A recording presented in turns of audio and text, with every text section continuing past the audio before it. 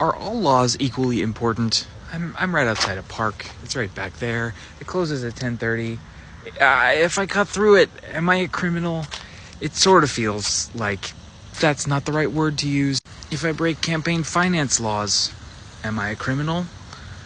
Different people disagree on whether or not that's the right word to use.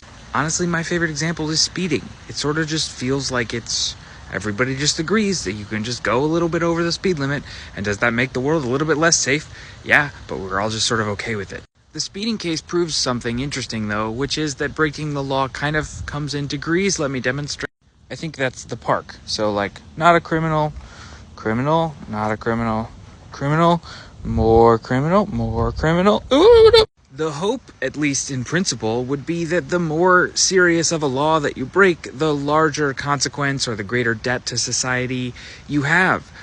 But it doesn't work like that for at least two reasons. Reason one is that different crimes get policed at different rates depending on arbitrary things like, your race. And while there is a discrepancy in policing, there is also a discrepancy in sentencing itself. I have many videos about this.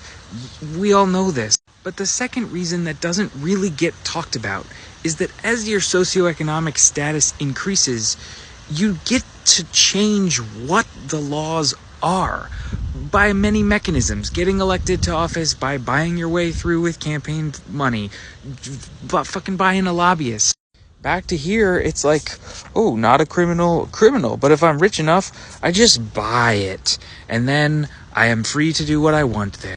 And one of the truly tragic things is that as you reach higher levels of socioeconomic power, that you get the ability to change what the laws are, that you get to rewrite the definition of criminality.